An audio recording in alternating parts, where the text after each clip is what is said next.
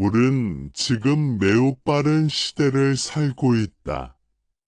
아침에 눈을 뜨는 순간부터 밤에 잠들기 전까지 사람들의 마음은 거의 쉬지 못한 채 계속해서 무엇인가를 따라다닌다. 휴대전화 화면 속의 소식, 일터에서의 경쟁, 가족과의 책임, 미래에 대한 불안, 과거에 대한 후회가 쉼없이 마음을 흔든다. 많은 사람들은 겉으로 보기에는 잘 살아가고 있는 것처럼 보이지만 속으로는 늘 피곤하고 예민하며 쉽게 짜증을 낸다. 마음이 왜 이렇게 늘 흐트러져 있는지, 내 평온함을 느끼기 어려운지 스스로도 잘 모른 채 하루하루를 버티듯 살아간다.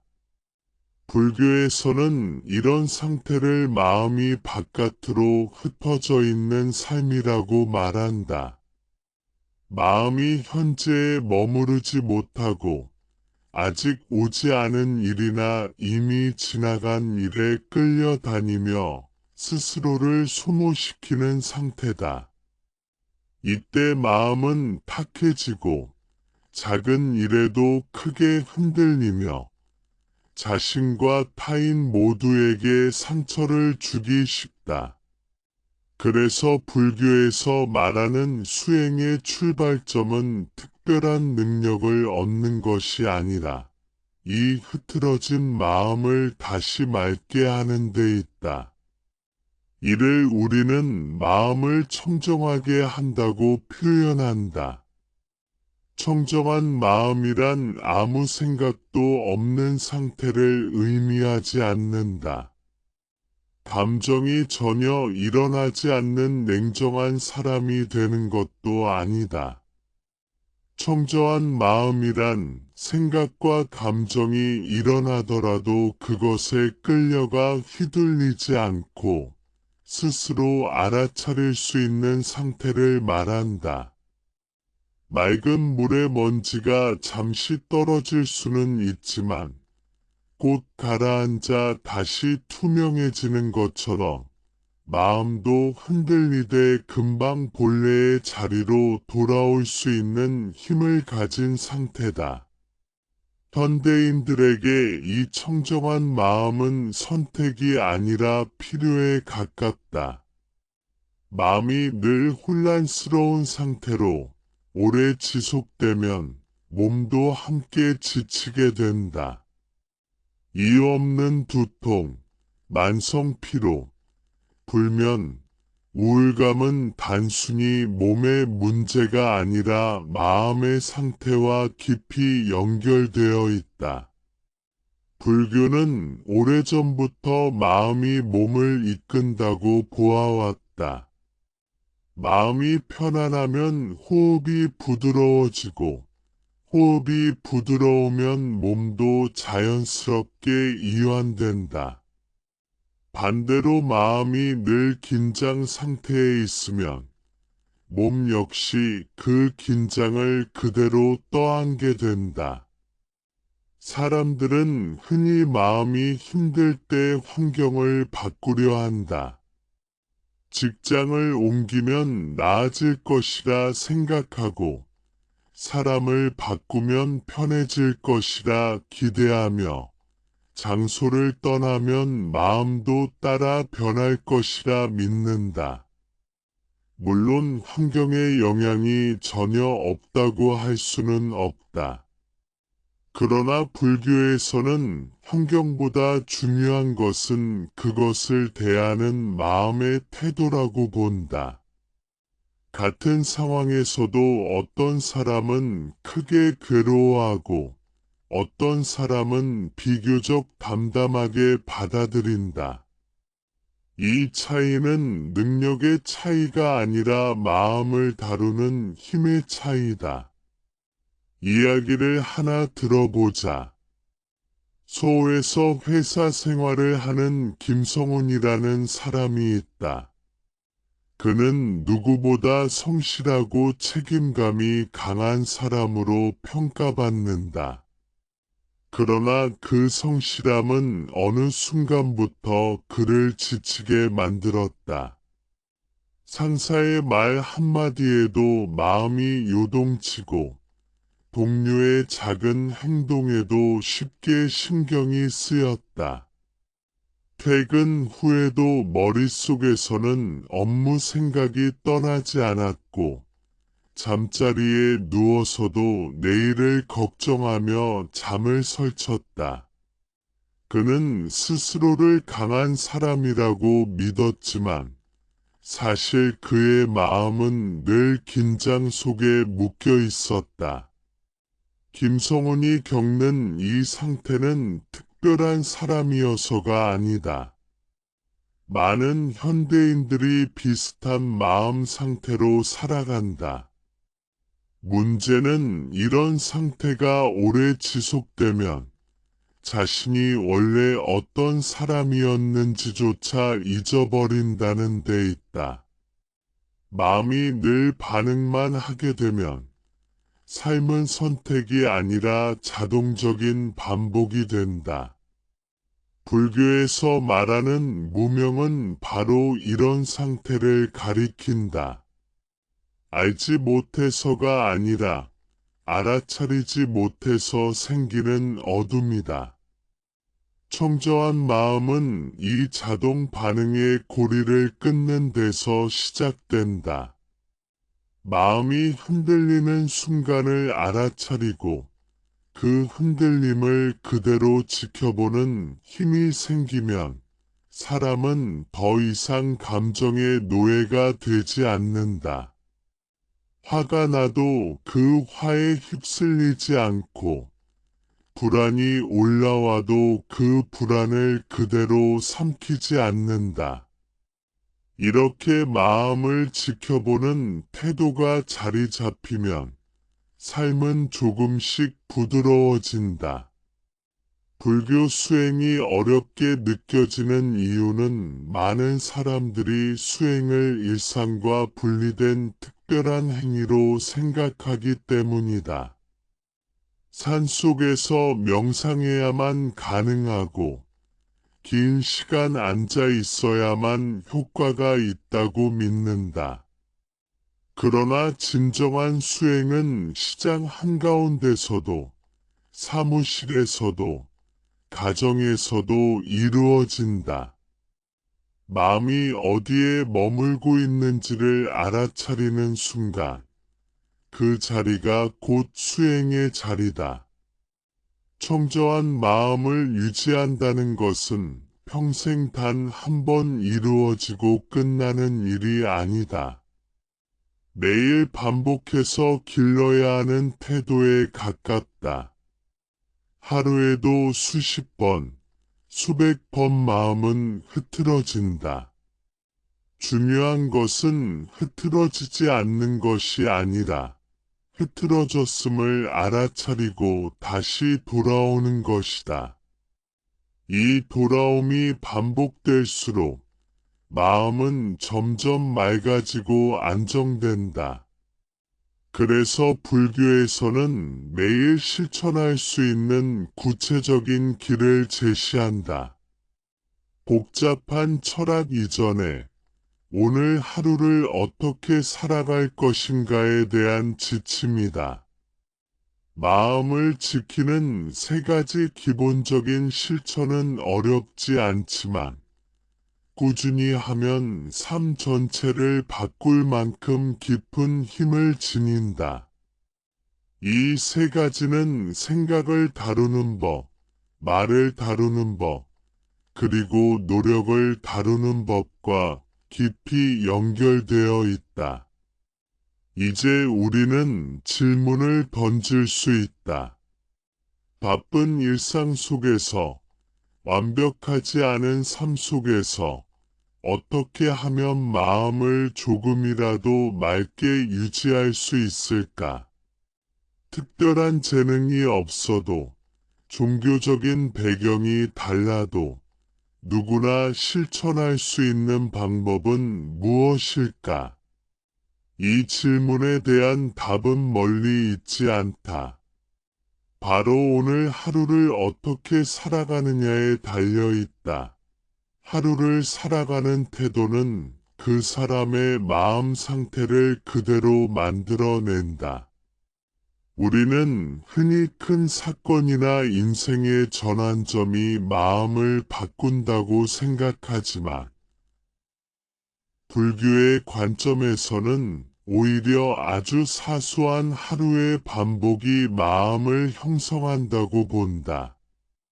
아침에 눈을 뜨며 어떤 생각을 먼저 하는지, 사람을 만났을 때 어떤 말이 입 밖으로 나오는지, 일이 뜻대로 되지 않을 때 마음이 어디로 향하는지, 이런 작은 순간들이 쌓여 그 사람의 내면을 만들어 간다. 그래서 불교에서는 하루를 어떻게 살아가는지가 수행이라고 말한다. 많은 사람들은 수행을 먼 미래의 일로 미룬다. 언젠가 시간이 생기면, 마음의 여유가 생기면, 인생이 조금 안정되면 시작하겠다고 생각한다. 그러나 불교에서 바라보는 수행은 그런 조건이 갖추어진 뒤에 시작되는 것이 아니다. 오히려 조건이 불완전하기 때문에 지금 이 순간 수행이 필요하다고 말한다. 바쁘기 때문에, 마음이 복잡하기 때문에, 감정이 쉽게 흔들리기 때문에 바로 지금 이 자리에서 마음을 살펴야 한다는 것이다. 하루를 대하는 태도가 중요한 이유는 마음이 늘 현재의 태도를 따라 움직이기 때문이다. 과거의 경험이나 미래의 걱정도 결국은 지금 이 순간의 생각으로 나타난다.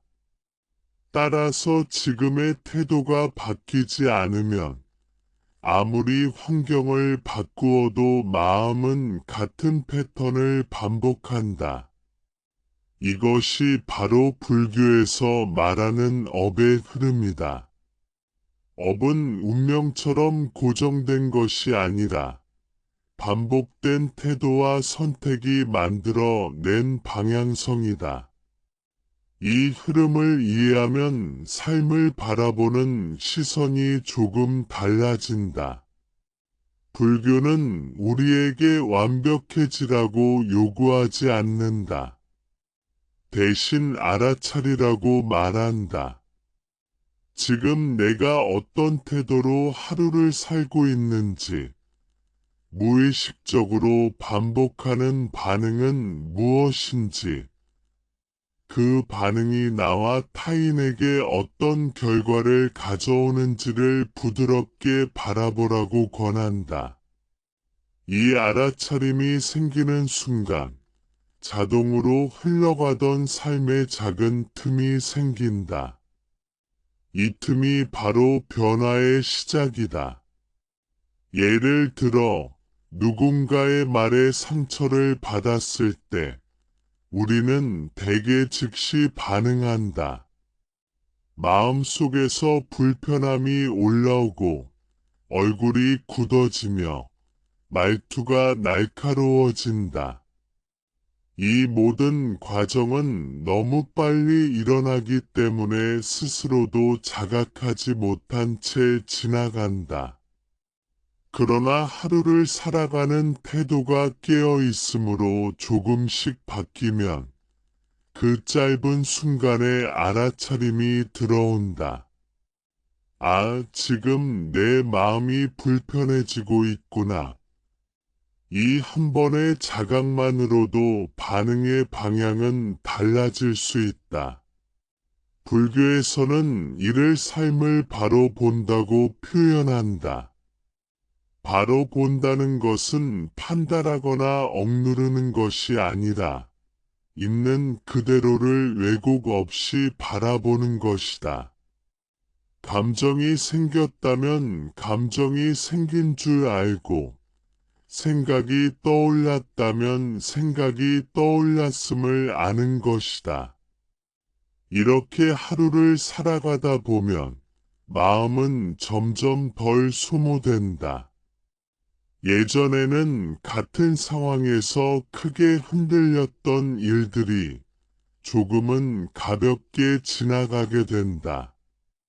여기에서 중요한 점은 하루를 대하는 태도가 결코 거창할 필요가 없다는 것이다. 많은 사람들은 수행을 시작하려 하면 스스로에게 과도한 기준을 세운다. 항상 해야 한다고 생각하거나 절대 화를 내면 안 된다고 다짐한다. 그러나 이런 태도는 오히려 또 다른 긴장을 만들어낸다. 불교에서 말하는 바른 태도는 자신을 몰아붙이지 않는 것이다. 흔들리면 흔들리는 대로 알아차리고 실수하면 실수한 줄 아는 것이 이미 수행이다. 실제 삶의 이야기를 떠올려 보자. 인천에서 자영업을 하는 이정호라는 사람이 있다. 그는 매일 새벽 일찍 가게 문을 열고 밤늦게 문을 닫는다. 하루 종일 손님을 상대하며 크고 작은 요구를 받아들이다 보면 마음이 지칠 수밖에 없다. 예전에 그는 하루가 끝나면 늘 분노와 피로가 쌓여 있었다. 손님의 무례한 말 한마디가 하루 종일 마음에 남아 가족에게까지 날카롭게 반응하곤 했다. 어느 날 그는 우연히 불교 강연을 듣게 되었고 그 내용 중 하나가 그의 마음에 오래 남았다. 하루를 바꾸려 하지 말고 하루를 대하는 태도를 살펴보라는 말이었다. 그날 이후 그는 특별한 수행을 시작한 것이 아니라 아주 작은 변화를 시도했다. 손님이 들어올 때 잠시 숨을 고르고 계산대 앞에서 불편한 감정이 올라올 때 그 감정을 속으로 알아차려 보았다. 화를 내지 않으려 애쓰기보다는 화가 올라오는 순간을 놓치지 않으려 했다. 처음에는 별다른 변화가 느껴지지 않았다. 여전히 피곤했고 짜증도 났다. 그러나 몇 주가 지나자 그는 자신도 모르게 반응의 속도가 조금 느려졌다는 것을 깨달았다. 예전 같으면 바로 얼굴이 굳어졌을 상황에서 잠시 멈추는 여유가 생긴 것이다. 그 짧은 멈춤은 그의 하루를 완전히 바꾸지는 않았지만 마음의 무게를 분명히 덜어주었다. 이 사례는 하루를 살아가는 태도가 마음에 어떤 영향을 미치는지를 잘 보여준다. 삶의 조건은 크게 달라지지 않았지만 태도가 바뀌자 마음의 방향이 달라졌다. 불교는 바로 이 지점을 중요하게 여긴다. 우리가 통제할 수 없는 것은 많지만 지금 이 순간을 대하는 태도만큼은 훈련할 수 있다는 것이다. 하루를 수행으로 산다는 것은 특별한 시간표를 만드는 것이 아니다. 오히려 이미 하고 있는 일들 속에서 마음을 놓치지 않는 것이다. 밥을 먹을 때 먹고 있음을 알고 말을 할 때 말의 의도를 살피고 걸을 때 몸의 움직임을 느끼는 것처럼 아주 기본적인 자리로 돌아오는 연습이다. 이 단순한 태도가 반복될수록 마음은 점점 현재에 머무는 힘을 회복한다. 현재에 머무는 마음은 자연스럽게 안정감을 만들어낸다. 안정된 마음은 다시 삶을 부드럽게 바라보게 한다. 이렇게 하루를 살아가는 태도는 마음을 만들고 그 마음은 다시 하루의 태도를 만든다. 이 순환이 긍정적인 방향으로 바뀌는 순간 삶 전체의 결이 달라지기 시작한다. 불교에서 말하는 길은 언제나 지금 이 자리에서 시작된다. 과거를 후회하며 마음을 소모하지 않고 미래를 걱정하며 현재를 놓치지 않는 것. 바로 지금 이 하루를 어떻게 살아갈 것인지에 마음을 두는 것. 이 태도가 자리 잡힐 때 마음은 서서히 맑아지고 청정함은 먼 이상이 아니라 일상의 자연스러운 상태로 다가온다. 사람의 마음은 늘 어딘가로 흘러간다. 몸은 한자리에 있어도 마음은 과거로 갔다가 미래로 갔다가 끊임없이 이동한다. 그래서 많은 사람들이 하루를 보내고 나면 무엇을 했는지 또렷하게 기억하지 못한다. 일을 하면서도 다른 생각을 하고 사람과 함께 있으면서도 그 자리에 온전히 있지 않다. 불교에서는 이런 상태를 마음이 길을 잃은 상태라고 표현한다. 이 길 잃은 마음을 다시 지금 이 순간으로 데려오는 힘이 바로 정념이다. 정념은 흔히 명상과 연결되어 생각되지만 그 본질은 아주 단순하다. 지금 일어나고 있는 것을 있는 그대로 아는 것이다. 숨을 쉬고 있으면 숨을 쉬고 있음을 알고 걷고 있으면 걷고 있음을 아는 것처럼 특별한 판단이나 해석 없이 현재의 경험을 그대로 알아차리는 태도다. 이 알아차림에는 잘잘못을 가르는 기준도 없고 바꾸려는 의도도 없다. 단지 지금 이 순간을 놓치지 않겠다는 마음의 자세가 있을 뿐이다. 정념이 어려워 보이는 이유는 많은 사람들이 생각을 없애야 한다고 오해하기 때문이다. 생각이 떠오르면 실패했다고 여기고 감정이 일어나면 수행이 잘못되었다고 판단한다. 그러나 불교에서 말하는 정념은 생각을 막는 것이 아니다. 생각이 일어나면 생각이 일어났음을 알고 감정이 생기면 감정이 생겼음을 아는 것이다. 바람이 불면 불었다는 사실을 아는 것처럼 마음의 움직임을 자연 현상처럼 바라보는 것이다. 이렇게 바라보는 힘이 생기면 마음과 나 사이에 작은 거리가 만들어진다. 예전에는 화가 나면 내가 곧 화 그 자체가 되었지만 정념이 자리 잡히면 화가 일어나고 있음을 보는 내가 생긴다. 이 차이는 매우 크다. 화가 곧 내가 되면 말과 행동은 통제하기 어려워진다. 그러나 화를 바라보는 내가 있으면 그 화가 나를 완전히 지배하지 못한다. 일상에서 정념은 아주 소박한 모습으로 드러난다. 아침에 눈을 뜰 때 자동으로 휴대전화를 확인하기 전에 잠시 숨을 느껴보는 것. 출근길의 발걸음의 리듬을 느끼는 것. 누군가의 말을 들을 때 머릿속으로 반박을 준비하지 않고 그 말이 끝날 때까지 들어보는 것. 이런 작은 순간들이 모여 정념의 힘을 키운다.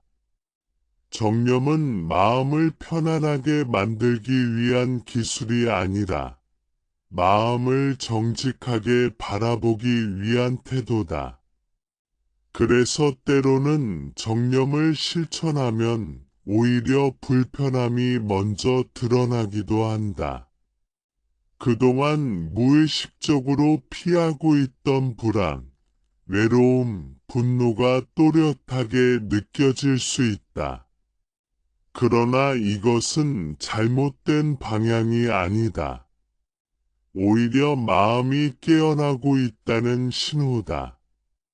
흐릿하게 느껴지던 것이 분명해질수록 우리는 그 마음을 다룰 수 있는 힘을 얻게 된다. 회사에서 일하는 박지훈이라는 사람의 이야기를 떠올려 보자. 그는 업무 능력이 뛰어나고 성과도 좋은 편이었지만 늘 마음이 급했다. 이메일을 확인하면서도 다음 일을 걱정했고 회의 중에도 이미 끝나지 않은 말보다 다음에 할 말을 생각했다. 하루가 끝나면 머릿속은 늘 복잡했고 작은 실수에도 자신을 심하게 책망했다. 어느 날 그는 우연히 정념에 대한 이야기를 듣고 출근길에 아주 간단한 실천을 해보기로 했다. 지하철을 타고 서 있을 때 손잡이를 잡고 있는 손의 감각을 느껴보는 것이었다. 처음에는 몇 초도 집중하기 어려웠다. 곧바로 업무 생각이 올라왔고 이런 걸 한다고 뭐가 달라질까 하는 의심도 들었다. 그러나 그는 그 생각마저도 알아차리기로 했다. 집중이 깨졌음을 아는 것 역시 정념이라는 말을 떠올렸기 때문이다. 며칠이 지나자 그는 한 가지 변화를 느꼈다. 생각이 사라진 것은 아니었지만 생각에 끌려가는 힘이 조금 약해졌다. 업무 중에도 자신이 언제 긴장하는지, 언제 서두르는지를 알아차릴 수 있게 되었다. 그 알아차림 덕분에 그는 숨을 고르거나 잠시 멈추는 선택을 할 수 있었다. 그 선택은 그의 성과를 떨어뜨리지 않았고 오히려 실수를 줄이고 마음의 피로를 덜어 주었다. 이 사례는 정념이 현실 도피가 아니라 현실을 더 또렷하게 살아가게 하는 힘임을 보여준다. 정념을 실천한다고 해서 일을 덜 하거나 느슨해지는 것이 아니다. 오히려 지금 하고 있는 일에 더 온전히 참여하게 된다. 마음이 분산되지 않기 때문에 에너지가 낭비되지 않는다. 정념은 관계 속에서도 큰 역할을 한다. 누군가와 대화를 할 때 상대의 말에 즉각 반응하지 않고 그 말이 내 마음에 어떤 감정을 일으키는지를 알아차리면 불필요한 오해와 갈등이 줄어든다. 상대의 말이 나를 불편하게 만들었다는 사실을 인정하면 그 불편함을 공격으로 표현할 필요가 줄어든다. 이렇게 정념은 나와 타인을 동시에 보호하는 힘이 된다. 많은 사람들은 마음이 복잡해질 때 그것을 억누르려 한다. 긍정적으로 생각하라고 스스로를 다그치고 괜찮다고 반복해서 말한다. 그러나 억눌린 마음은 사라지지 않고 다른 형태로 드러난다. 정념은 억누름이 아니라 허용이다. 마음이 있는 그대로 드러나도록 허락하고 그것을 차분히 지켜보는 것이다. 이 허용 속에서 마음은 서서히 스스로 정리될 힘을 회복한다. 정념을 꾸준히 실천하면 삶의 속도가 조금 달라진다.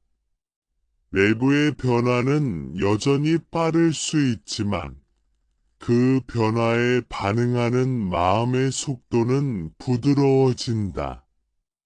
급박한 상황에서도 숨을 느낄 수 있고 감정이 치솟는 순간에도 한 발 물러서서 바라볼 수 있다.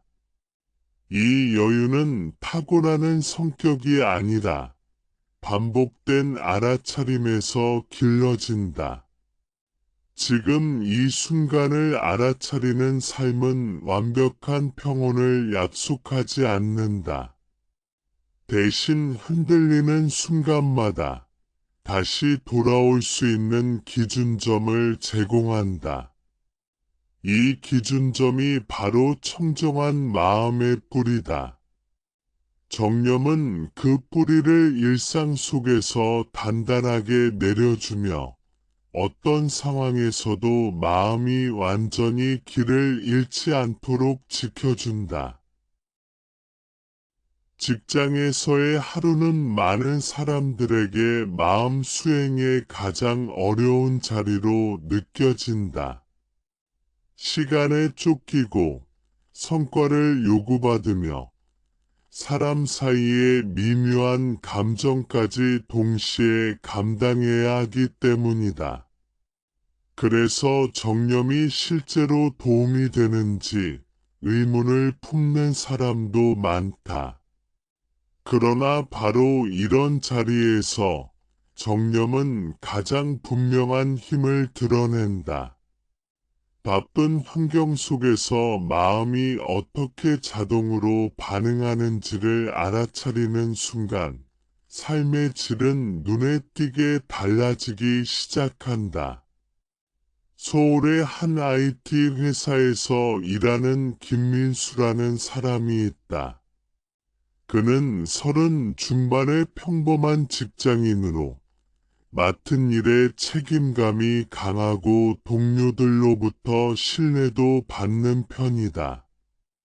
그러나 그의 하루는 늘 긴장의 연속이었다. 아침에 출근하면서부터 오늘 처리해야 할 업무 목록이 머릿속을 가득 채웠고 메신저 알림 소리만 울려도 가슴이 순간적으로 답답해졌다. 상사의 말 한마디, 회의 중 던져진 질문 하나에도 그는 즉각적으로 반응하며 스스로를 몰아붙였다. 김민수의 마음은 늘 미래로 앞서가 있었다. 지금 하고 있는 일보다 다음 일을 걱정했고, 아직 오지 않은 문제를 미리 해결하려 했었다. 그 결과 하루 종일 정신없이 움직였지만 퇴근할 즈음이면 무엇을 했는지 또렷하게 떠오르지 않았다. 몸은 의자에 앉아 있었지만 마음은 쉼 없이 달리고 있었던 것이다. 그는 이것이 성실함이라고 믿었지만 사실은 마음이 한 번도 쉬지 못한 채 소모되고 있었다. 어느 날 그는 회사 근처에서 열린 짧은 명상 프로그램에 참여하게 되었다. 종교적인 색채가 강하지 않았고 단지 스트레스를 관리하는 방법 정도로 소개되었기에 큰 기대 없이 참석했다. 그 자리에서 그는 정념에 대한 아주 간단한 설명을 들었다. 지금 하고 있는 일을 하면서 그 일을 하고 있음을 아는 것, 마음이 다른 데로 가면 같다는 사실을 알아차리고 다시 돌아오는 것. 그 설명은 너무 단순해서 오히려 김민수에게 낯설게 느껴졌다. 그는 다음 날 회사에서 이 단순한 실천을 시험해 보기로 했다. 이메일을 작성할 때 키보드를 치는 손의 감각을 느껴보고 화면의 글자를 또렷이 바라보려 했다. 몇 줄 쓰지 않아 곧바로 다른 생각이 끼어들었다. 이 메일을 보내면 상대가 어떻게 반응할지, 혹시 오해가 생기지는 않을지, 다음 회의 준비는 언제 해야 할지 아는 생각들이 연이어 떠올랐다. 예전 같았으면 그는 그 생각들을 따라가며 동시에 여러 일을 처리하려 했을 것이다. 그러나 이번에는 달랐다. 그는 생각이 흘러갔다는 사실을 알아차렸다. 그리고 다시 화면의 문장으로 시선을 돌렸다. 이 과정은 몇 초에 불과했지만 그에게는 새로운 경험이었다. 생각을 없애려 하지 않았고 자신을 비난하지도 않았다. 단지 지금 마음이 어디에 있는지를 확인했을 뿐이다. 회의 시간에도 비슷한 변화가 일어났다. 상사가 질문을 던졌을 때 김민수의 마음은 자동으로 긴장하며 방어적인 태도를 취하려 했다. 가슴이 조여오고 머릿속에서는 빠르게 답변을 구성하려는 생각이 돌아갔다. 그 순간 그는 그 긴장을 알아차렸다. 숨이 얕아졌다는 것, 어깨에 힘이 들어갔다는 것을 느꼈다. 그는 속으로 한 번 숨을 고르고 질문을 끝까지 들은 뒤 차분히 답했다. 회의가 끝난 뒤 그는 스스로도 놀랐다. 상황은 이전과 크게 다르지 않았지만 회의 후의 피로감이 훨씬 덜했기 때문이다. 그는 여전히 같은 일을 했고 같은 사람들과 대화를 나누었지만 마음의 소모는 줄어들어 있었다. 정념이란 바로 이런 차이를 만들어내는 힘이라는 것을 그는 조금씩 체감하기 시작했다.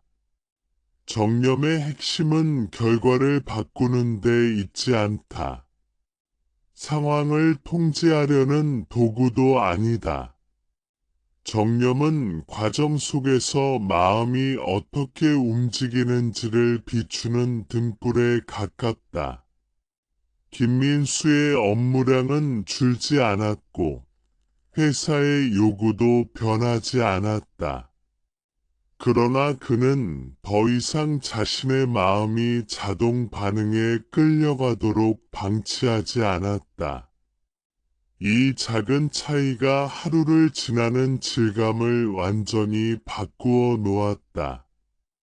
정념을 실천하면서 김민수는 한 가지 중요한 사실을 깨달았다. 자신을 가장 힘들게 했던 것은 일이 아니라 일에 대한 마음의 태도였다는 점이다.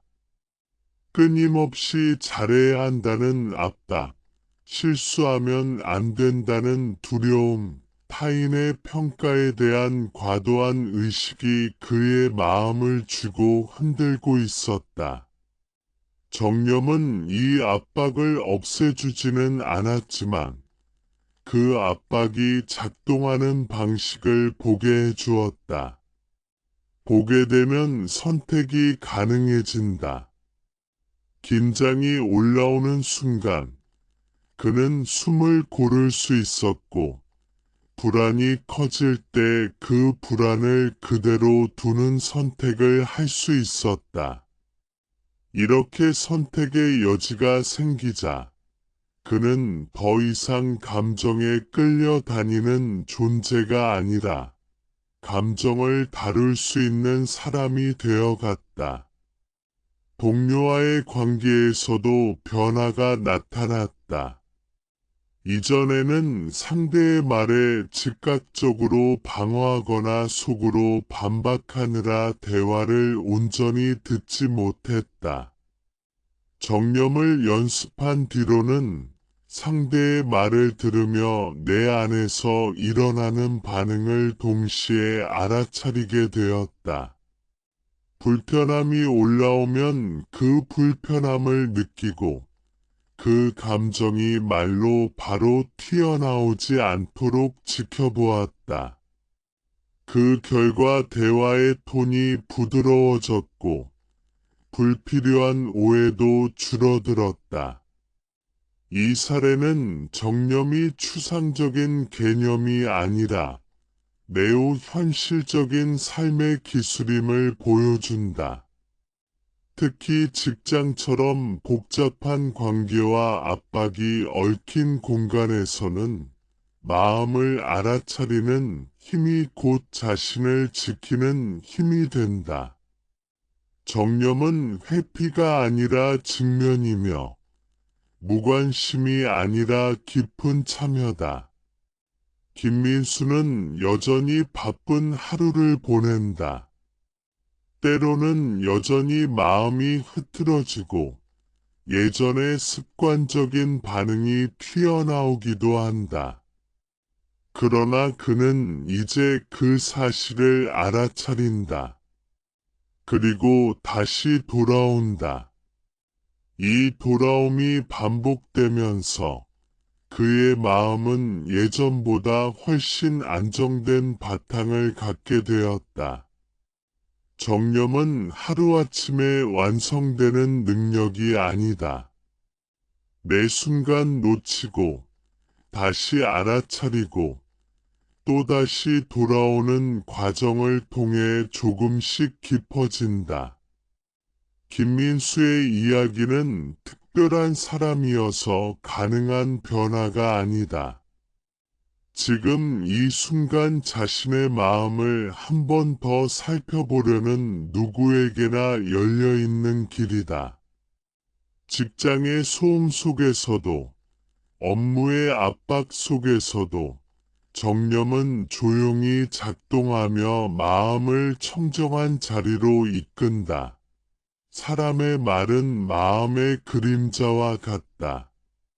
마음속에 어떤 생각과 감정이 자리하고 있는지는 결국 말로 드러난다. 그래서 불교에서는 말을 단순한 소통의 수단으로 보지 않고 마음 상태를 비추는 거울로 바라본다.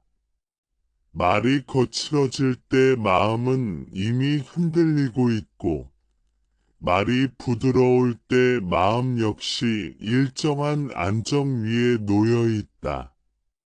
정언은 말을 바르게 하라는 도덕적 명령이 아니라 마음을 보호하고 맑게 유지하기 위한 지혜로운 삶의 태도다. 정어의 핵심은 무엇을 말하느냐보다 어떻게 말하느냐에 있다. 같은 내용이라도 말의 톤과 의도에 따라 전혀 다른 결과를 낳는다. 사실을 전달하는 말과 감정을 쏟아내는 말은 겉으로 비슷해 보여도 마음에 남기는 흔적은 다르다. 불교에서 말하는 바른 말은 진실하면서도 해치지 않는 말이며 필요하면서도 상대를 존중하는 말이다.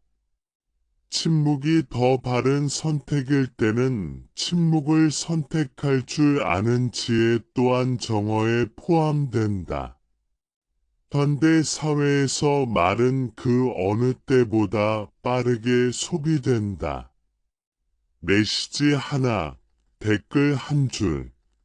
짧은 음성 통화 속에서도 사람들은 쉽게 판단하고 쉽게 상처를 준다.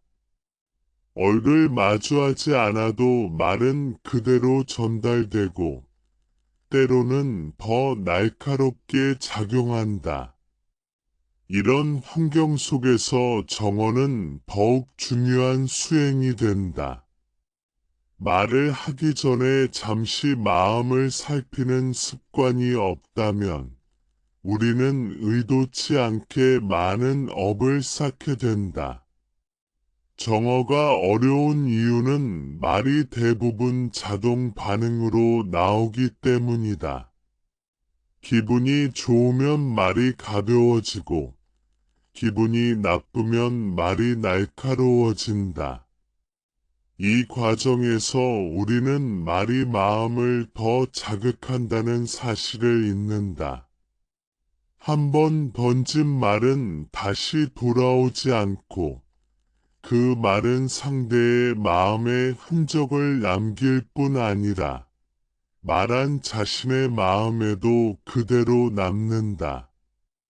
그래서 불교에서는 말을 삼가라고 가르치기보다 말을 내기 전에 마음을 먼저 살피라고 권한다. 정어의 수행은 말을 줄이는 데서 시작하지 않는다. 말을 느리게 하는 데서 시작한다. 말이 나오기 직전의 순간을 알아차리는 것이다.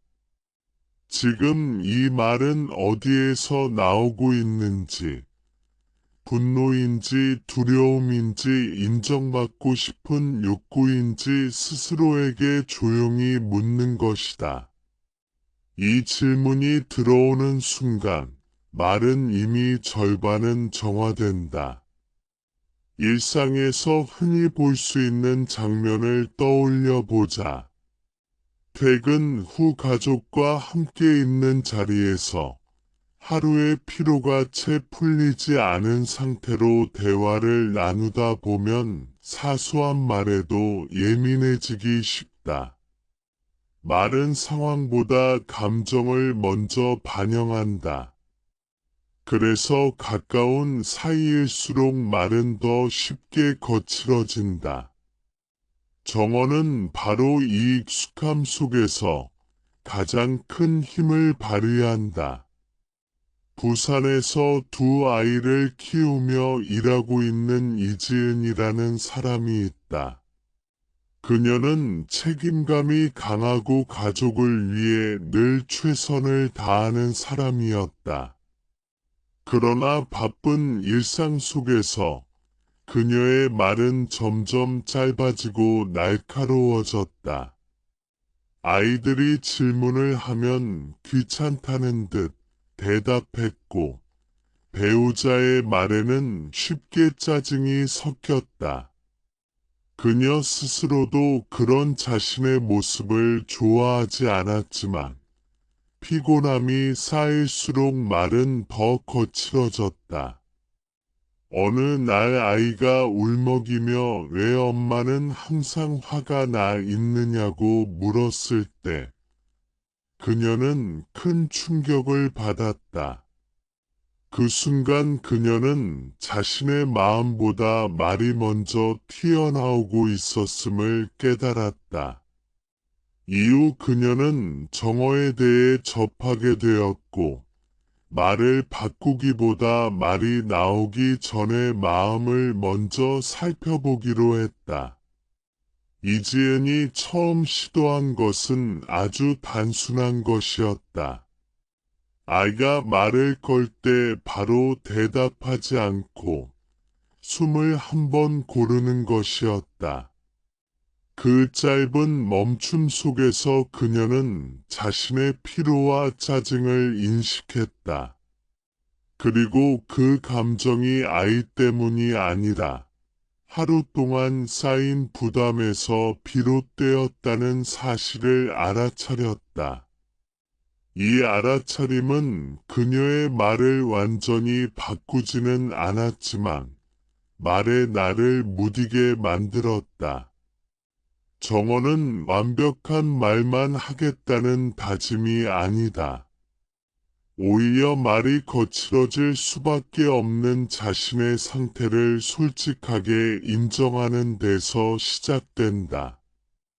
이지혜는 때로 여전히 짜증 섞인 말을 했고, 그때마다 스스로를 비난하지 않고 그 사실을 알아차렸다. 그리고 가능하다면 나중에 아이에게 자신의 마음을 설명했다. 그 진솔한 말은 아이의 마음을 안정시켰고 그녀 자신의 마음도 가볍게 만들었다. 정어는 관계를 위한 수행이면서 동시에 자기 자신을 위한 수행이다. 말을 바르게 하려고 애쓰는 과정에서 우리는 자신의 감정을 더 깊이 이해하게 된다. 말이 날카로워질 때 그 뒤에 숨은 불안과 두려움을 발견하게 된다. 말이 과도하게 길어질 때 인정받고 싶은 마음을 보게 된다. 이렇게 정어는 마음을 드러내는 통로가 된다. 직장에서도 정어는 중요한 역할을 한다.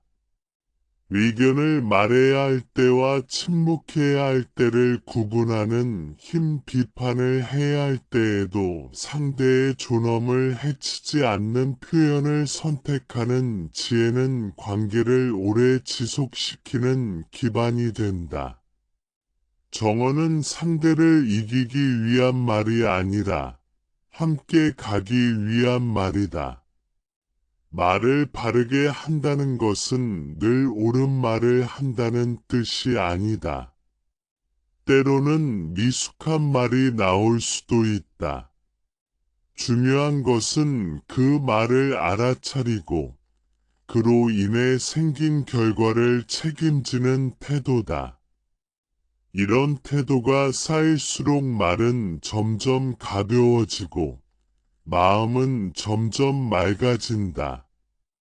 정어가 자리 잡히면 삶의 소음이 줄어든다. 불필요한 말이 줄어들고 꼭 필요한 말은 더 또렷해진다. 말이 줄어들수록 마음의 여백은 넓어지고 그 여백 속에서 청정한 마음은 자연스럽게 머문다. 말은 여전히 사용되지만 더 이상 마음을 어지럽히는 도구가 아니라 마음을 연결하는 다리가 된다. 가족과의 대화는 가장 편안해야 할 자리이면서도 동시에 가장 상처가 쉽게 생기는 자리이기도 하다. 가까운 사이일수록 마음을 숨기지 않아도 된다는 생각 때문에 말은 더 솔직해지고 감정은 더 빠르게 튀어나온다. 그래서 정어의 실천은 낯선 사람 앞에서보다 오히려 가족 앞에서 훨씬 더 어렵게 느껴진다. 그러나 바로 이 자리에서 말이 바뀌면 마음의 흐름 역시 깊이 달라진다. 서울 근교에서 부모님과 함께 살고 있는 이지은의 일상은 많은 사람들의 모습과 크게 다르지 않았다. 아침부터 저녁까지 일과 집안일을 병행하며 시간에 늘 쫓기듯 살아갔다. 그녀는 가족을 사랑했고 잘해주고 싶다는 마음도 분명히 가지고 있었다. 하지만 피로가 쌓일수록 그 마음은 말로 제대로 전달되지 않았다. 대신 짧고 딱딱한 말, 짜증이 섞인 말이 먼저 나왔다. 어느 날 저녁, 퇴근 후 집에 돌아온 이지은은 하루 종일 쌓인 피로로 인해 예민한 상태였다. 그때 어머니가 사소한 집안일에 대해 한마디를 건넸다. 그 말 자체는 큰 의미가 없는 것이었지만 이지은의 마음은 이미 가득 차 있었다. 그녀는 자신도 모르게 목소리를 높였고 말끝에는 날이 서 있었다. 말이 끝난 뒤 집안에는 무거운 침묵이 흘렀다. 잠시 후 이지은은 자신의 말이 어머니의 표정을 어떻게 바꾸었는지를 떠올렸다. 그 순간 그녀는 말의 내용보다 말에 담긴 마음이 상대에게 더 크게 전달된다는 사실을 뼈저리게 느꼈다. 그날 밤 그녀는 쉽게 잠들지 못했다. 말 한마디가 관계에 남긴 여운이 마음을 계속 건드렸기 때문이다.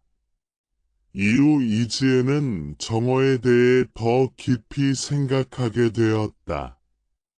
말은 단순히 순간의 감정을 배출하는 통로가 아니라 관계를 이어주는 달이라는 가르침이 그녀의 마음에 오래 남았다.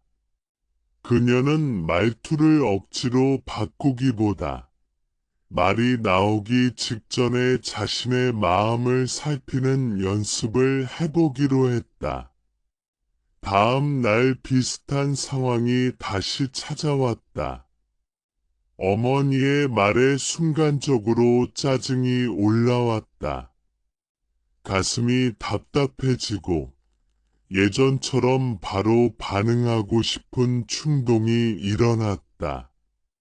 그러나 이번에는 그 감정을 알아차렸다. 아, 지금 내가 피곤하구나. 지금 이 말이 나를 공격하는 것처럼 느껴지는구나. 이 짧은 자각이 그녀의 말을 바꾸었다. 그녀는 즉각적인 반응 대신 잠시 숨을 고른 뒤 차분한 톤으로 자신의 상태를 설명했다. 지금은 조금 피곤해서 예민해진 것 같다고, 나중에 다시 이야기하면 좋겠다고 말했다. 그 말은 상황을 완전히 해결해 주지는 않았지만 갈등을 키우지는 않았다. 무엇보다 그녀 자신의 마음이 이전보다 훨씬 덜 소모되었다. 정어의 실제 작용은 이렇게 미묘한 차이에서 드러난다. 말을 바르게 하겠다고 결심한다고 해서 항상 부드러운 말만 나오는 것은 아니다. 그러나 말이 거칠어질 수밖에 없는 마음의 상태를 먼저 인식하면 말은 최소한 상대를 다치게 하는 방향으로 흘러가지 않게 된다. 이 인식이 바로 정어의 뿌리다. 이지혜는 점차 말이 나오기 전에 침묵을 소중히 여기게 되었다. 그 침묵은 차갑거나 무거운 침묵이 아니라 마음을 살피는 공간이었다. 이 공간이 생기자 그녀는 가족의 말도 이전보다 더 잘 들을 수 있게 되었다. 말의 표면만 듣는 것이 아니라 그 안에 담긴 감정과 필요를 느끼게 된 것이다. 아이와의 대화에서도 변화가 나타났다. 아이가 떼를 쓰거나 같은 질문을 반복할 때 예전에는 참을 수 없다는 감정이 먼저 올라왔다. 이제는 그 감정이 올라오는 순간을 알아차리고 아이의 행동 뒤에 있는 불안이나 관심받고 싶은 마음을 떠올리게 되었다. 그 결과 말은 자연스럽게 달라졌다. 명령이나 비난 대신 아이의 감정을 확인해 주는 말이 조금씩 늘어났다. 정어는 말의 형식을 교정하는 기술이 아니다. 말의 근원을 살피는 수행이다. 그래서 정어를 실천하면 자신의 약한 모습도 더 자주 마주하게 된다. 화를 내고 싶어지는 순간, 무시하고 싶은 마음, 도망치고 싶은 욕구가 그대로 드러난다. 그러나 이 드러남은 실패가 아니라 수행이 깊어지고 있다는 증거다. 이지혜는 여전히 완벽하지 않다. 때로는 여전히 날카로운 말을 하고 그 말로 인해 후회하기도 한다. 그러나 달라진 점은 그 후의 태도였다. 그녀는 자신의 말을 돌아보고 필요하다면 사과하고 마음을 다시 정돈했다. 이 과정은 관계를 약하게 만들지 않았다. 오히려 더 솔직하고 단단하게 만들었다. 정어는 관계를 매끄럽게 만들기 위한 기술이 아니라 관계 속에서 스스로를 잃지 않기 위한 길이다. 말을 통해 마음을 놓아버리지 않고 말을 통해 마음을 다시 붙잡는 것이다. 가족이라는 가장 익숙한 관계 속에서 이 길을 걷기 시작할 때 말은 더 이상 상처의 도구가 아니라 이해의 통로가 된다. 이렇게 말이 바뀌면 마음도 바뀐다. 마음이 바뀌면 관계의 분위기도 서서히 달라진다. 큰 깨달음이나 극적인 변화가 없어도 하루하루의 말이 쌓여 삶의 방향을 조용히 이끈다. 정은 소리를 낮추는 수행이 아니라 마음의 깊이를 키우는 수행이며 그 깊이 속에서 청정한 마음은 자연스럽게 자리를 잡는다. 사람이 무언가를 오래 지속하지 못하는 이유는 의지가 약해서가 아니라 방향과 힘의 균형을 잃기 때문이다. 불교에서 말하는 정정지는 무조건 열심히 하라는 뜻이 아니다. 지치지 않도록 자신을 살피면서도 올바른 방향에서 꾸준히 나아가는 태도를 의미한다.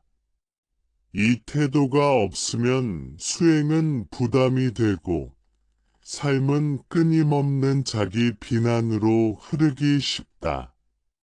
정정지는 흔히 노력과 동일시되지만 그 성격은 매우 다르다. 세속인 노력은 결과에 집착하는 경우가 많다.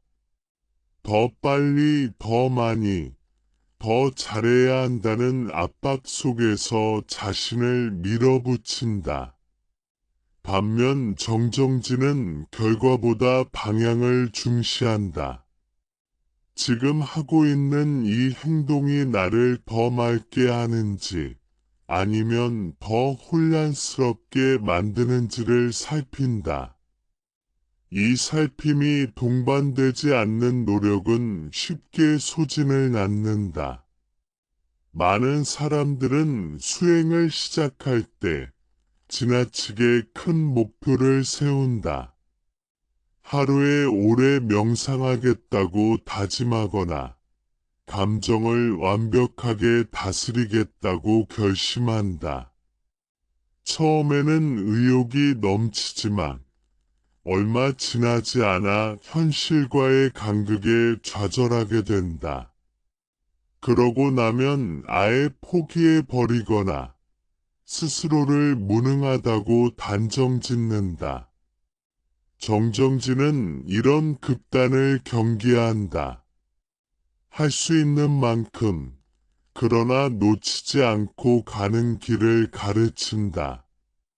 정정진의 핵심은 지금의 상태를 정확히 아는 데 있다. 몸이 지쳐 있다면 쉬는 것도 수행이며, 마음이 흐트러져 있다면 그 사실을 인정하는 것도 정진이다. 무리해서 밀어붙이는 것은 정진이 아니라 집착에 가깝다. 불교에서는 바른 노력은 항상 지혜와 함께 간다고 말한다. 이 지혜는 자신의 상태를 속이지 않는 데서 나온다. 삶에 지쳐있던 박현우라는 사람의 이야기를 떠올려 보자. 그는 몇 년 동안 반복되는 실패와 좌절 속에서 점점 자신감을 잃어갔다. 무언가를 시작하면 끝까지 가지 못했고, 다짐은 늘 중간에서 흐지부지되었다. 그는 스스로를 의지가 약한 사람이라고 평가했고, 그런 자기 판단은 그의 마음을 더 무겁게 만들었다. 박현우는 어느 순간 불교의 정정진에 대해 듣게 되었다. 그 설명은 그가 알고 있던 노력의 개념과는 달랐다. 자신을 채찍질하지 말고 방향을 잃지 말라는 말이 그의 마음에 깊이 남았다. 그는 처음으로 자신에게 과도한 기대를 내려놓고 아주 작은 실천부터 시작해 보기로 했다. 그가 선택한 것은 매일 아침 잠에서 깨어난 뒤 단 몇 분이라도 자신의 호흡을 느껴보는 것이었다. 시간을 늘리겠다는 계획도, 성과를 측정하겠다는 목표도 세우지 않았다. 그저 깨어있는 그 순간에 숨이 들어오고 나가는 것을 알아차리는 것만을 목표로 삼았다. 처음 며칠 동안 그는 자주 잊어버렸고 집중도 잘 되지 않았다. 예전 같았으면 그는 이 사실을 실패로 규정했을 것이다. 그러나 이번에는 달랐다. 그는 잊어버렸다는 사실을 알아차린 것도 하나의 정진으로 받아들였다. 오늘은 하지 못했구나 하고 스스로에게 말하며 다음 날 다시 시도했다. 이 태도는 그의 마음을 이전보다 훨씬 가볍게 만들었다. 실패와 성공의 이분법에서 벗어나 계속 이어가는 흐름 속에 자신을 두게 되었기 때문이다. 정정진은 이런 식으로 삶의 리듬을 회복하게 한다. 무언가를 지속한다는 것은 매일 완벽하게 해내는 것이 아니라 중단되더라도 다시 시작할 수 있는 힘을 기르는 것이다. 이 힘은 자신을 신뢰하는 데서 나온다. 자신을 믿지 못하면 작은 흔들림에도 포기하게 된다.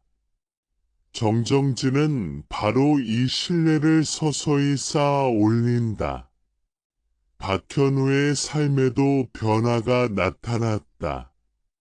그는 이전처럼 극단적으로 의욕이 솟았다가 갑자기 무너지는 패턴에서 벗어나기 시작했다. 할 수 있는 만큼만 하되 하지 않겠다고 스스로를 포기하지 않았다. 이 균형은 그의 일상 전반에 영향을 미쳤다. 이래서도 무리한 계획을 세우기보다 현실적인 단계를 밟게 되었고, 그 과정에서 성취감도 조금씩 회복되었다. 정정진은 감정과의 관계에서도 중요하다. 마음이 불안할 때 그것을 없애겠다고 애쓰는 것은 또 다른 긴장을 만든다. 대신 불안이 올라왔음을 알아차리고 그 상태에서도 할 수 있는 작은 바른 행동을 선택하는 것이 정정진이다.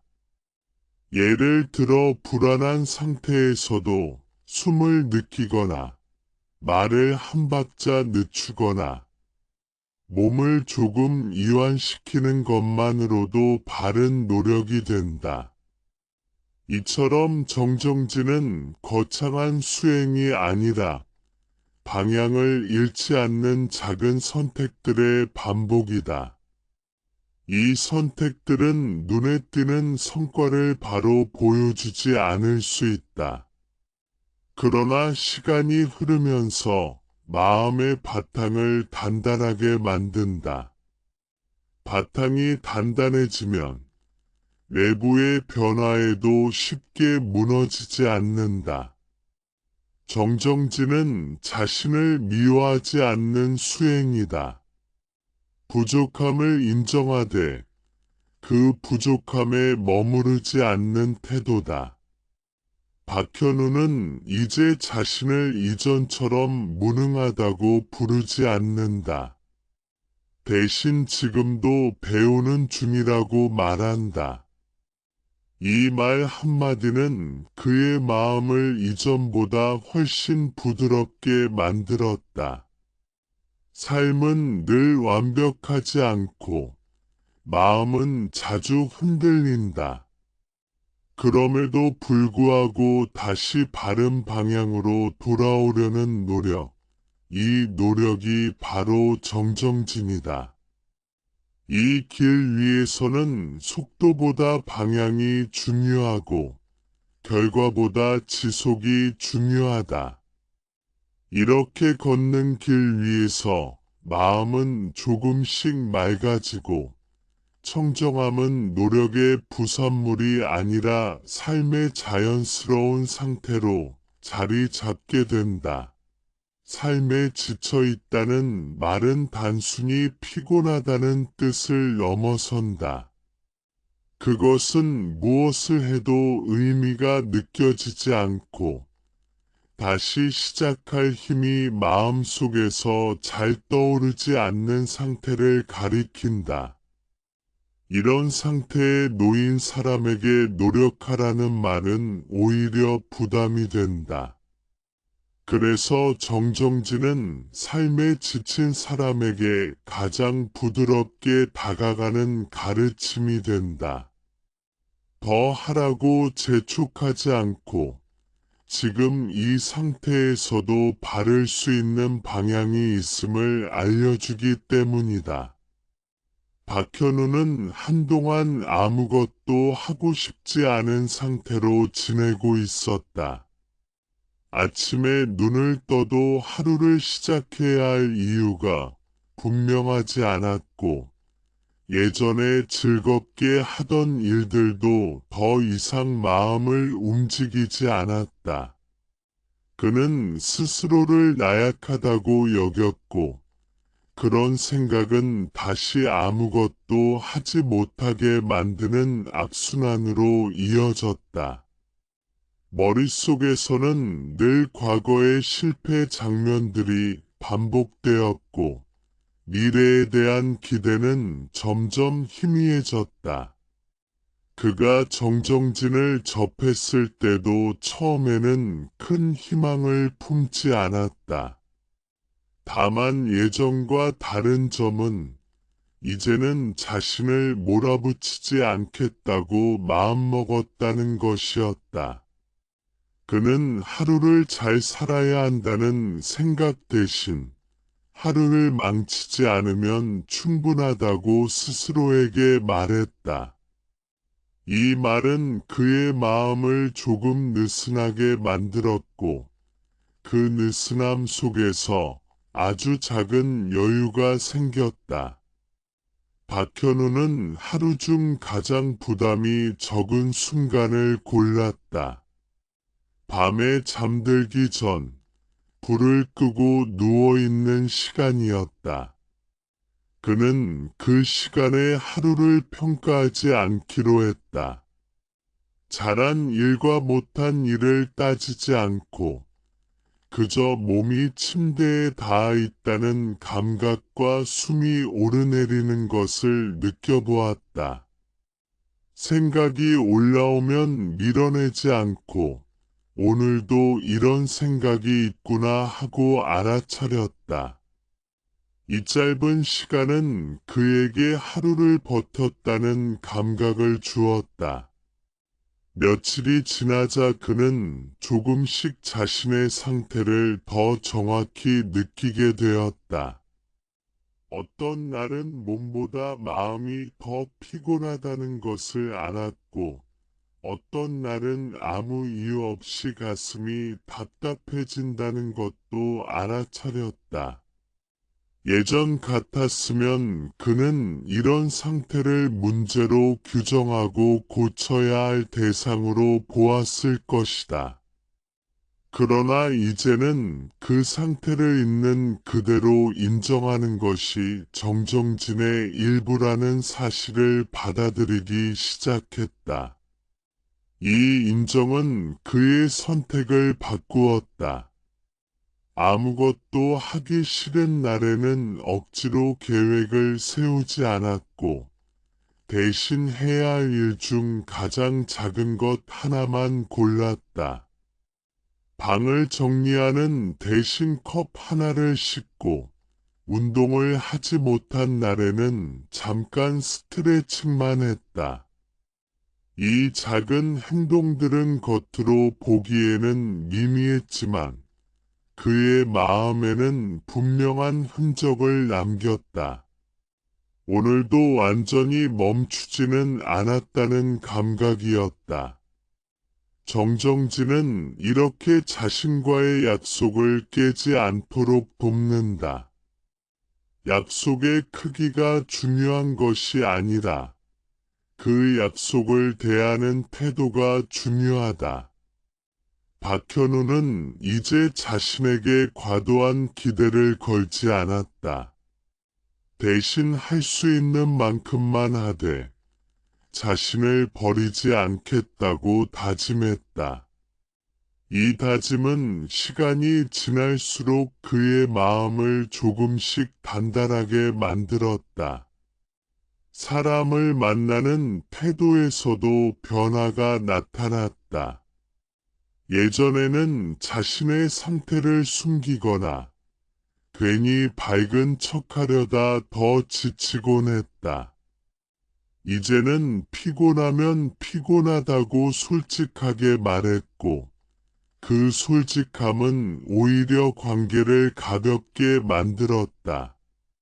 그는 모든 상황에서 잘하려 하지 않았고, 대신 무너지지 않으려는 방향을 선택했다. 이것이 바로 정정진의 실제 모습이었다. 정정진은 속도를 늦추는 것이 아니라 방향을 바로잡는 것이다. 박현우의 삶은 여전히 빠르게 변하지 않았다.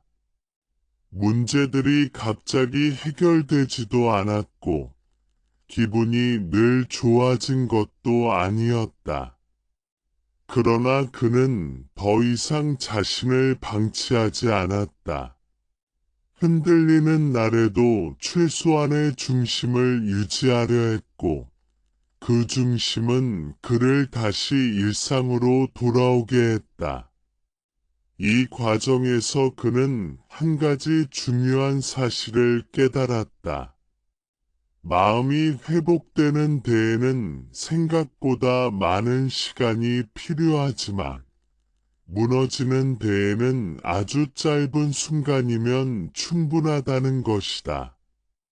그래서 그는 회복을 서두르지 않기로 했다. 빨리 나아지려는 조급함 대신 지금 이 상태에서도 괜찮다는 허락을 자신에게 주었다. 이 허락은 마음의 긴장을 풀어주었고 다시 움직일 수 있는 힘을 길러 주었다. 정정진은 희망을 강요하지 않는다. 대신 절망 속에서도 길이 끊어지지 않았음을 조용히 보여준다. 박현우는 여전히 삶을 배우는 중이었고 그 사실을 인정하는 순간 마음은 이전보다 훨씬 덜 무거워졌다. 그는 이제 완전히 회복된 사람이 되려 하지 않는다. 대신 오늘 하루를 무너뜨리지 않고 지나갈 수 있는 사람이 되려 한다. 이런 태도는 삶을 극적으로 바꾸지 않지만 삶을 지속 가능하게 만든다. 지속 가능해진 삶 속에서 마음은 서서히 안정되고 그 안정 위에서 다시 희망이 싹튼다. 정정진은 바로 이 지점을 향해 나아간다. 지친 사람에게 더 빨리 걷지 말라고 말하지 않고 넘어져도 다시 일어날 수 있는 길이 여기 있음을 알려주는 것. 그 길 위에서 마음은 조금씩 맑아지고 청정함은 멀리 있는 이상이 아니라 다시 돌아올 수 있는 자리로 남게 된다. 마음이 맑아지는 과정은 하나의 요소만으로 이루어지지 않는다. 정념과 정어와 정정진은 각각 따로 떨어진 수행처럼 보이지만 실제 삶에서는 서로를 끊임없이 지지하며 하나의 흐름을 만든다. 이 세 가지가 함께 작용할 때 마음은 비로소 안정된 바탕을 갖게 되고 흔들림 속에서도 길을 잃지 않게 된다. 하나만 실천하려 하면 한계에 부딪히기 쉽지만 세 가지가 자연스럽게 연결되면 수행은 특별한 노력이 아니라 삶의 태도로 자리 잡는다. 정념은 마음의 움직임을 비추는 빛과 같다. 이 빛이 없으면 우리는 무엇을 느끼고 생각하는지조차 모른 채 반응하게 된다. 정념이 자리 잡히면 말이 나오기 전에 마음 상태가 보이고 행동이 일어나기 전에 충동이 느껴진다. 이 알아차림은 정화와 정정진이 뿌리내릴 수 있는 토양을 만들어준다. 마음을 보지 못하면 말을 다스릴 수도 없고 방향 있는 노력을 지속하기도 어렵다. 정어는 그 알아차림이 관계 속에서 구체적으로 드러나는 모습이다. 마음을 알아차렸다고 해서 자동으로 말이 바르게 나오지는 않는다. 그러나 알아차림이 있을 때 우리는 말의 방향을 선택할 수 있다.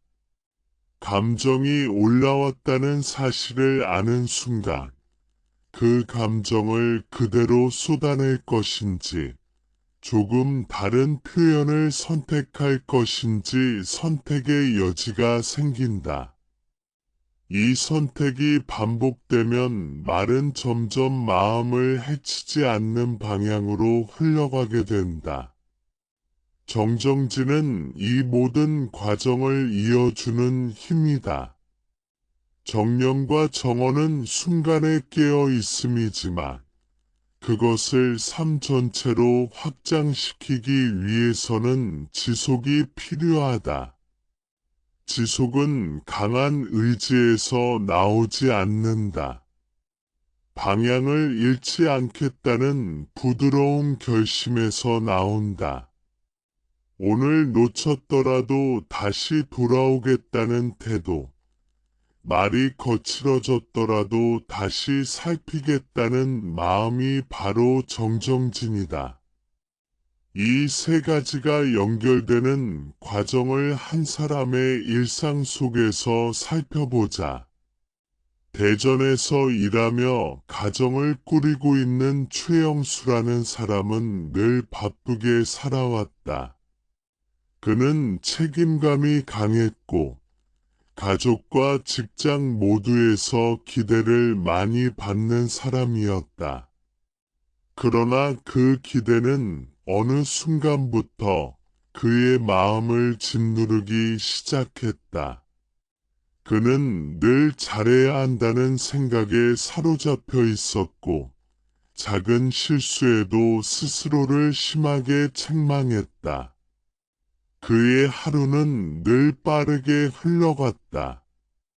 아침에 일어나면 출근 준비를 하며 이미 업무 생각으로 가득 차 있었고, 퇴근 후에도 머릿속은 쉽게 비워지지 않았다.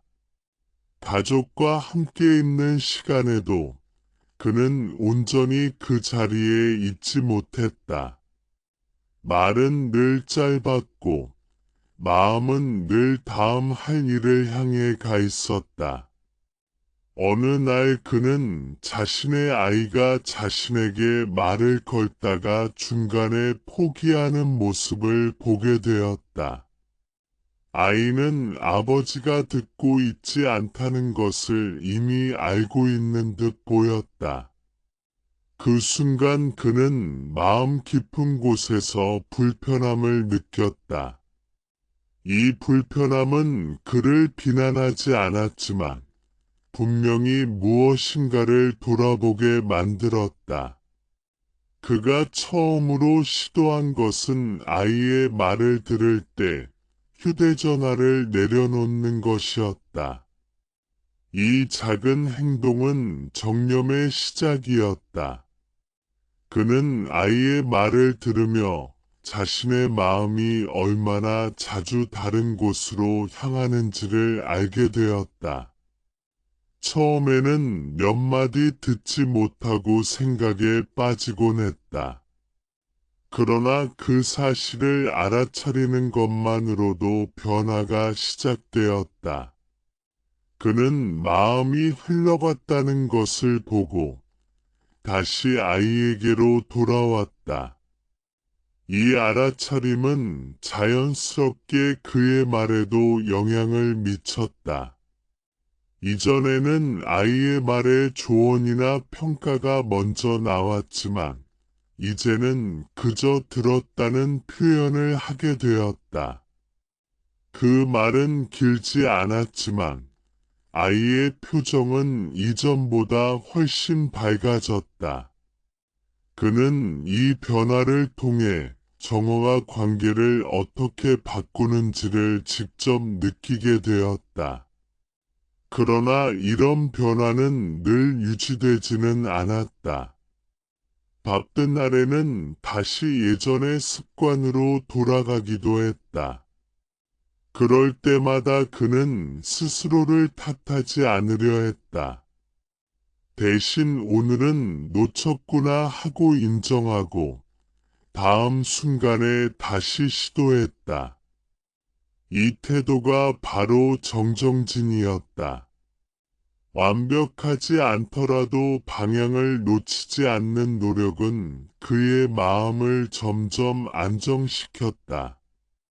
정념은 그에게 자신의 한계를 보게 해주었고, 정어는 그 한계를 관계 속에서 부드럽게 드러내게 해주었으며, 정정진은 그 모든 과정을 포기하지 않도록 붙잡아 주었다. 이 세 가지가 함께 작동하자 그의 삶은 이전보다 훨씬 숨쉴 공간이 생겼다. 문제는 여전히 존재했지만 그 문제에 압도되지 않았다. 세 가지 실천이 하나로 이어질 때 가장 크게 달라지는 것은 자기 자신을 대하는 태도다. 사람들은 흔히 자신에게 가장 가혹하다, 잘하지 못한 점을 확대해서 보고 이미 한 노력은 쉽게 잊어버린다. 정념은 이 가혹함을 알아차리게 하고 정언은 그 가혹함을 말로 되풀이하지 않게 하며 정정지는 그 가혹함 속에서도 자신을 버리지 않게 한다. 이 연결은 삶의 모든 순간에 적용될 수 있다. 일이 잘 풀리지 않을 때, 관계가 어긋날 때, 마음이 가라앉을 때에도 이 세 가지는 서로를 불러낸다. 마음을 알아차리고, 말을 살피고, 다시 방향을 잡는 이 흐름은 특별한 상황이 아니라 일상 그 자체가 된다. 이렇게 이어진 수행은 눈에 띄는 성취를 자랑하지 않는다. 대신 삶의 질감을 바꾼다. 하루를 마쳤을 때 마음에 남는 피로의 종류가 달라지고 관계 속에서 남는 여운이 달라진다. 이 변화는 조용하지만 분명하다. 그리고 이 분명함 속에서 청정한 마음은 더 이상 목표가 아니라 돌아올 수 있는 집처럼 느껴지기 시작한다. 청정한 마음으로 살아간다는 것은 세상과 거리를 두고 고요한 곳으로 숨어드는 삶을 의미하지 않는다. 오히려 그 반대에 가깝다. 사람들 사이에서 부딪히고 책임을 지고 감정을 느끼며 살아가되 그 모든 경험에 휩쓸려 자신을 잃지 않는 삶이다. 청정함은 현실을 떠나는 것이 아니라 현실을 있는 그대로 받아들이면서도 마음이 흐려지지 않는 상태를 말한다. 많은 사람들은 마음이 맑아지기 위해 먼저 삶이 안정되어야 한다고 생각한다. 일이 정리되고 인간관계가 편안해지고 경제적인 걱정이 줄어들면 그때 마음을 돌볼 수 있을 것이라고 믿는다. 그러나 실제로는 그 반대인 경우가 많다. 마음을 먼저 돌보지 않으면 삶의 조건이 아무리 좋아져도 불안은 다른 형태로 다시 나타난다. 청정한 마음은 조건의 결과가 아니라 태도의 결과다. 정념과 정어와 정정진을 삶에 스며들게 한 사람들은 완벽해지지 않는다. 그들은 여전히 화를 내고 실수하고 후회한다. 그러나 그 차이는 분명하다. 그들은 자신의 상태를 더 빨리 알아차리고 그 상태에 오래 머무르지 않는다. 감정이 지나가도록 허용할 줄 알며 말과 행동을 통해 스스로에게 상처를 덧붙이지 않는다. 서울 외곽에서 작은 가게를 운영하는 한정우라는 사람의 이야기를 떠올려 보자. 그는 장사가 잘 될 때도 있었고 손님이 끊겨 막막한 날도 많았다. 특히 경기가 나빠진 이유로 그는 늘 불안 속에서 살았다. 불안은 그의 말투를 날카롭게 만들었고 그 말은 다시 인간관계를 긴장시키는 원인이 되었다. 그는 자신이 점점 혼자가 되어 간다는 느낌을 받았다. 그러던 어느 날 그는 가게 문을 닫고 혼자 앉아 있다가 문득 자신의 호흡이 거칠다는 것을 알아차렸다. 특별한 계기가 있었던 것은 아니다. 그저 너무 지쳐서 아무 생각도 할 수 없던 순간이었다. 그는 잠시 눈을 감고 숨이 들어오고 나가는 것을 느꼈다. 그 짧은 순간 동안 그는 문제를 해결하지도 미래를 계획하지도 않았다. 다만 지금 이 자리에 있는 자신을 느꼈다. 이 경험은 그에게 큰 깨달음을 주지 않았다. 그러나 그는 이후로 가게가 한산할 때마다 잠시 숨을 느끼는 시간을 가졌다. 손님이 불친절하게 말할 때에도 바로 반응하기 전에 마음이 움츠러드는 것을 먼저 보려고 했다. 그 알아차림은 그의 말을 조금씩 바꾸기 시작했다. 여전히 상황은 힘들었지만 그는 이전처럼 날선 말을 던지지 않게 되었다.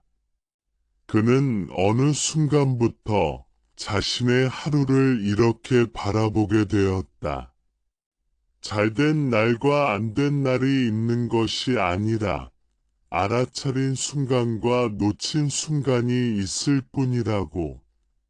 놓쳤다고 해서 모든 것이 무너지는 것은 아니었다. 다시 돌아올 수 있다는 사실이 그를 지탱해 주었다. 이것이 그가 체득한 청정한 마음의 의미였다. 청정한 마음은 늘 고요한 상태가 아니다. 오히려 요동치는 순간 속에서도 중심을 잃지 않는 힘에 가깝다. 마음이 흔들릴 때마다 스스로를 비난하지 않고 다시 숨을 고르고 돌아오는 과정 자체가 이미 수행이다. 이 수행은 남에게 보이기 위한 것이 아니라 자신을 지키기 위한 것이다.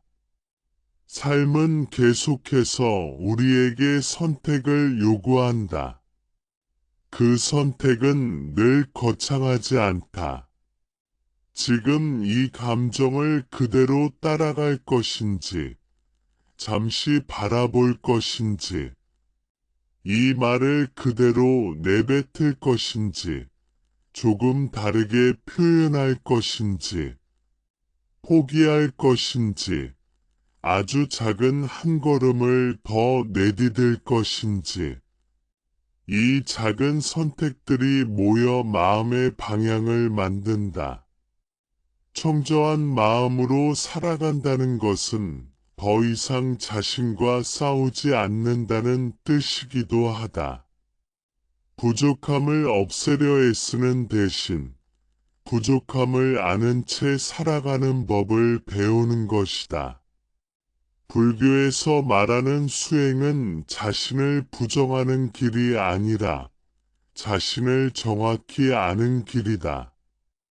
정확히 알게 되면 불필요한 집착이 줄어들고 자연스럽게 마음은 맑아진다.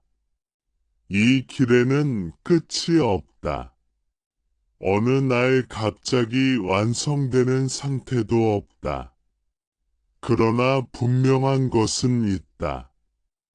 이 길을 걷는 사람은 점점 덜 흔들리고 덜 다치며 덜 후회하게 된다. 그리고 무엇보다도 다시 돌아올 곳이 있다는 확신을 갖게 된다. 마음이 흐려져도 돌아올 수 있고, 말이 거칠어져도 다시 다듬을 수 있으며, 게을러져도 다시 일어설 수 있다는 믿음이다. 이 믿음이 바로 청정한 마음의 핵심이다.